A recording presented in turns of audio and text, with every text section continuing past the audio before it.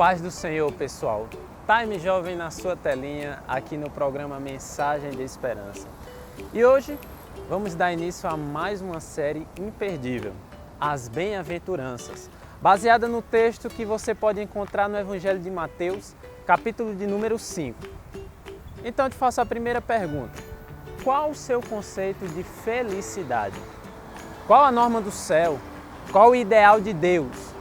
Um belo dia, sobre uma montanha, Jesus ministrou um belo, mas polêmico sermão que tocou nestes e em outros assuntos relacionados à salvação.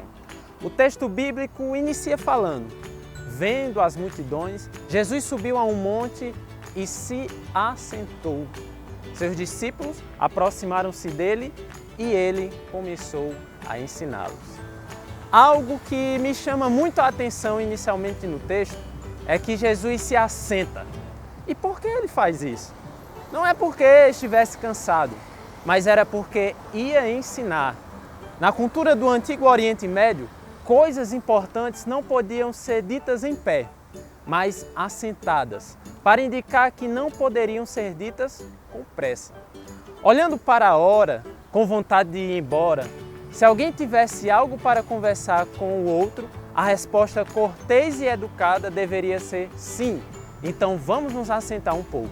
Isso é uma lição para nós, que vivemos em um mundo de tanta pressa, tanta correria, aprender a termos calma e paciência. As bem-aventuranças começam, portanto, com uma nota indireta de apelo ao tempo. Subir ao monte, parar, sentar, ouvir a voz de Jesus. E por que ele veio ao monte? Por que não ensinou essas mesmas coisas na parte de baixo? Na mentalidade bíblica, o monte sempre foi sinal geográfico da presença de Deus, em contraste com os vales e abismos, que são símbolos da ausência divina. Como exemplo, temos que a lei foi entregue por Deus no monte. O Templo de Salomão foi construído no cume de um monte. Foi no monte também que a obra da salvação foi consumada. Eu confesso para vocês que a primeira vez que eu li as bem-aventuranças, eu achei muito poética as palavras de Cristo, mas que não parecem fazer muito sentido. Jesus chama de felizes ou bem-aventurados os que choram, os pobres, os famintos. Parece um pouco irônico. Parece que os felizes são os infelizes. Mas o que é felicidade? Será que Jesus errou ao chamar de felizes pessoas que padecem de problemas e necessidades? Ou vivemos em uma época de tremendo consumismo e materialismo, fica difícil digerir a ética do Sermão do Monte. Para muitas pessoas, ser feliz é sinônimo de possuir, porém nunca estamos satisfeitos em apenas ter, porque o ter nunca sacia. Segundo a psicanálise, a felicidade está baseada na realização do desejo. Mas como um desejo provoca outros, logo o homem nunca estará saciado e, consequentemente, nunca atingirá a felicidade. Assim, a nossa felicidade só se encontra em Deus. Ele é a fonte de alegria e de gozo. Paulo fala: alegrai-vos sempre no Senhor, Filipenses 4:4. O profeta Abacuque afirma que, diante da crise moral e espiritual de Israel, ele se alegrará no Deus da sua salvação. Abacuque 3:18.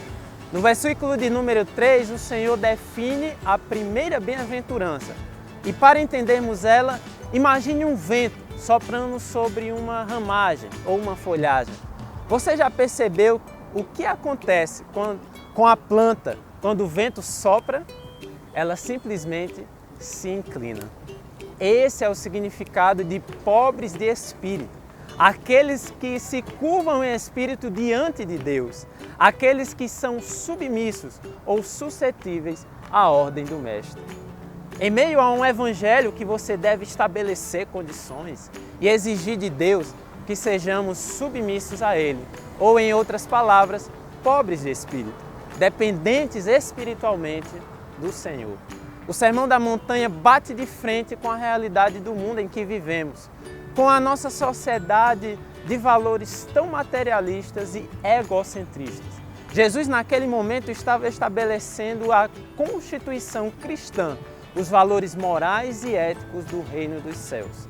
A ideia do sermão de Cristo não é montar um manual de comportamento legalista e mecânico de difícil execução, mas tratar de uma relação de compromisso com Deus. Portanto, hoje iniciamos mais esta série sobre este brilhante sermão de Cristo. Fique ligado e não perca os próximos episódios. Gostou do vídeo? Fique atento às nossas redes sociais, compartilhe com seus amigos, ative as notificações. Fique com Deus.